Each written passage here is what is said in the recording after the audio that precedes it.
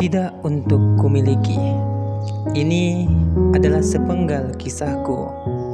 Kisah cinta di tanah rantau. Namaku Ras. Aku seorang dokter muda yang baru saja lulus dan mulai bekerja dengan ikatan dinas. Aku mendapat penempatan tugas di puskesmas yang jauh, yang baru dibuka di daerah pedalaman yang jauh dari kota. Desanya cukup terpencil, tidak ada aliran listrik di sana, jaringan seluler ataupun internet.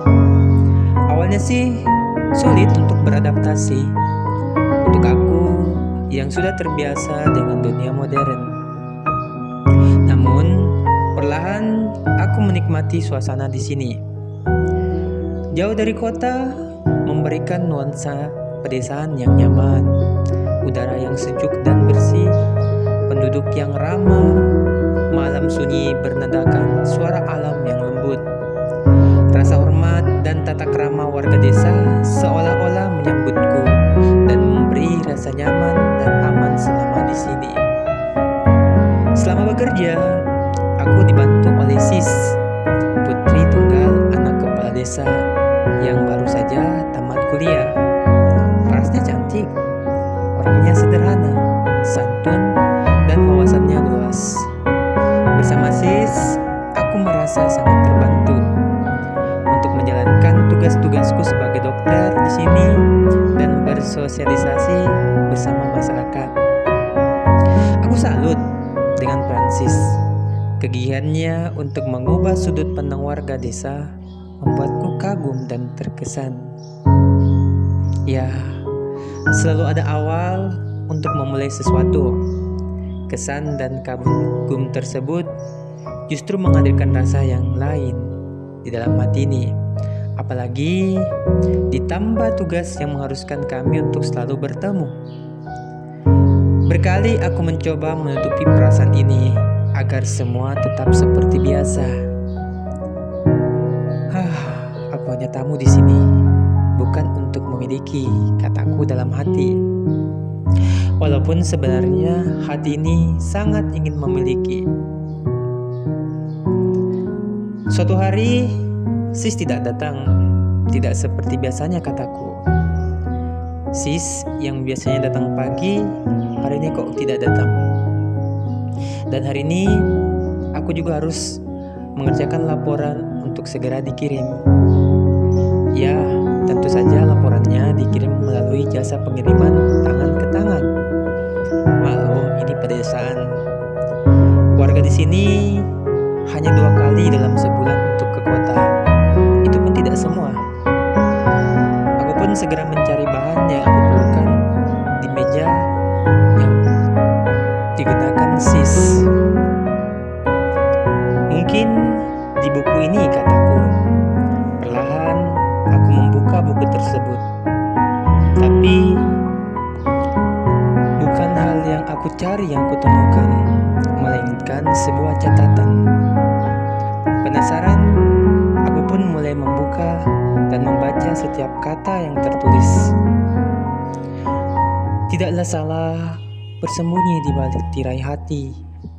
Bukan pula dosa bila berharap. Cinta yang datang di depan mata hanya berharap untuk kumiliki. Walaupun aku tak tahu siapa pemiliknya dan milik siapa, entahlah. Biarlah aku merasakan cinta ini. Mungkin bukan untuk kumiliki, tapi izinkan aku menikmati rasa dalam dada ini. Hadirnya, senyumnya, sapanya sudah cukup untukku. Dan yang pasti, rasa ini ada. Rasa ini nyata. Rasa ini hadir karena kau, Ras. Sejenak aku terdiam, tak tahu harus bagaimana. Bahagia, ya, aku bahagia. Tapi aku hanya orang asing di sini. Perlahan kututup buku itu dan kuletakkan kembali tempatnya agar Sis tidak mengetahuinya. Siang itu, aku mampir ke rumah Sis. Setelah aku mengantarkan laporan yang harus dikirim ke rumah Pamanto, warga yang sering ke kota. Perasaan di dadaku jadi tidak menentu. Napasku sesak, langkahku berat. Senang, iya, tapi ragu jauh lebih menyelimutiku.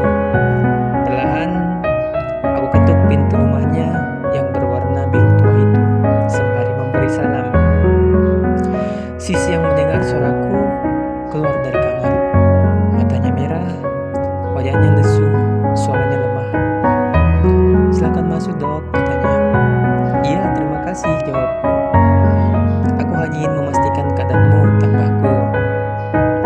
"Aku tidak enak badan, Dok. Maaf, tidak bisa memberi kabar," katanya. "Tidak apa-apa, istirahat saja.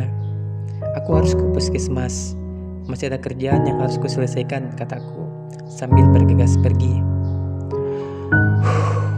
Perlahan, kulepaskan tekanan udara yang menyelimuti dadaku untuk melepaskan semua keteganganku berdiri di depannya. Memang sih kemarin kami pulang agak hujan dan kami harus mengunjungi dusun yang jauh sekali. Mungkin itulah penyebab sis jadi sakit, pikirku. Beberapa hari berselang, sis pun sudah kembali bekerja seperti biasa. Pagi itu agak gerimis, dan seperti biasa kami bersama beraktivitas di puskesmas. Namun hari ini ada yang berbeda. Aku merasa sis agak sedikit berbeda setelah sehat dan mulai bekerja lagi. Meskipun dia bersikap normal, tapi aku tahu pasti sikapnya. Ya, karena selama ini aku selalu memperhatikannya. Apa dia tahu jika aku telah membaca bukunya? Kira-kira begitu pikirku. "Ada apa, sis? Apa kamu masih belum sehat?" tanyaku, sekedar ingin tahu. Dia sedikit mengelak. "Tidak, Dok, tidak apa-apa," jawabnya.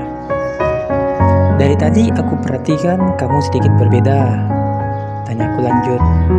Dia hanya tersenyum lalu berkata, "Dokter mau balik ke kota sore ini ya?" "Iya, mungkin sekitar 1 atau 2 minggu baru balik," jawabku. "Jangan lama-lama, Dok. Nanti ada yang rindu," kata perawat yang ada di puskesmas. Sis pun hanya tersenyum mendengar hal itu. Sore harinya, aku berdiri di depan rumah dinas tempat aku tinggal yang letaknya di samping puskesmas. Sis sengaja menemaniku menunggu mobil yang akan ke kota. Tidak berselang lama, mobil yang kami tunggu pun tiba. Sebelum berangkat, sis memberikan bekal yang ternyata telah dia siapkan sebelumnya. "Ini bekal untuk dokter. Perjalanan dari sini agak jauh," katanya sebelum aku pergi sambil menatapku dengan tatapan yang penuh arti. "Terima kasih, sis. Aku titip puskesmas ini ya. Jangan dijual," kataku sambil bercanda. Ingin rasanya aku ungkapkan semua isi hati ini kepadanya sebelum aku pergi. Tapi bibir ini terasa berat, bahkan untuk berkata sepatah kata pun tentang perasaan ini. Jauh, laju mobil ini membawaku meninggalkan wanita yang aku sayangi. Seiring sesalku karena tidak dapat mengungkapkan perasaan ini. Perlahan, aku membuka kotak bekal yang dia berikan. Di dalamnya ada sepucuk surat. Dengan penuh rasa penasaran, akhirnya aku pun membuka surat tersebut. Perlahan kubaca kata demi kata yang penuh rasa di dalamnya. Di sana tertulis, "Aku tidak tahu harus menulis apa dalam surat ini. Apa harus menyapa dengan kata dok, atau ras, atau kak.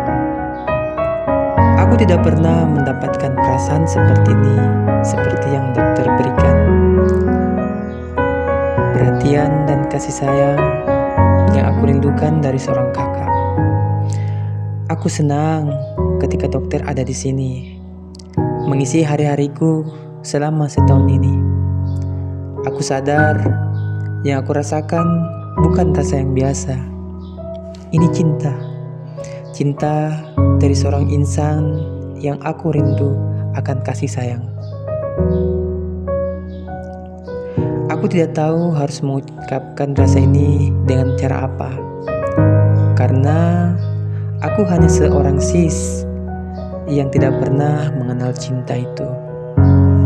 Ingin rasanya kuungkapkan setiap berada di samping dokter.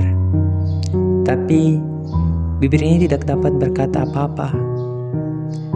Bibir ini selalu terkunci dengan hati yang penuh dengan cinta.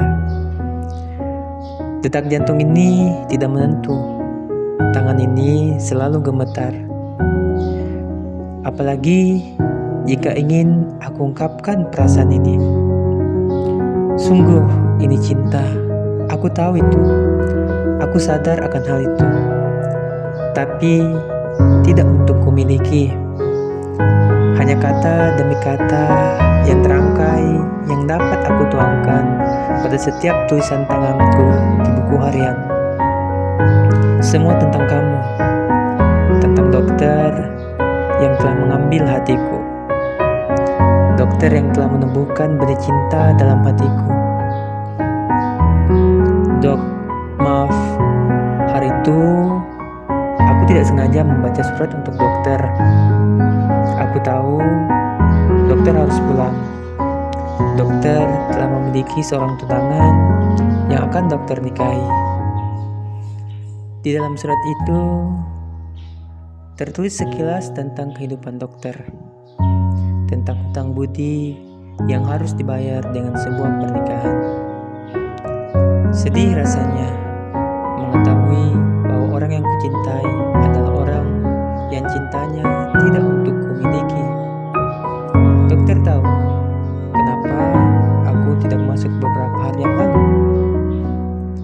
Ayahku ingin menikahkanku dengan lelaki pilihannya. Dan aku bisa apa? Aku hanya seorang anak yang tidak bisa melawan. Ingin rasanya aku katakan bahwa aku mempunyai seseorang yang aku cintai. Tapi dia juga bukan untukku. Aku hanya bisa berkata iya dan menerima lamaran itu. Walaupun air mata ini harus terurai, menetes sepanjang malam. Air mata cinta untukmu, orang yang aku sayangi. Pernikahan ini dilaksanakan minggu depan, tepat saat dokter masih di kota.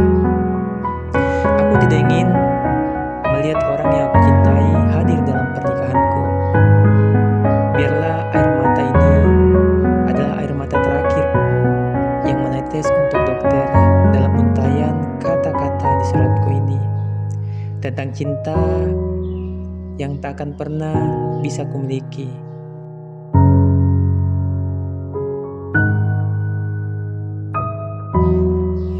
Tentang cinta tanpa pernah merasakan cinta dari orang yang aku cintai.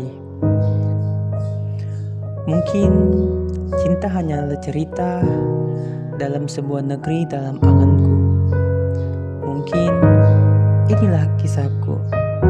Kisah tentang cinta yang tidak untuk kumiliki. Tapi ketahuilah satu hal yang tidak pernah bisa kuungkapkan dengan kata-kata. Aku sayang kamu.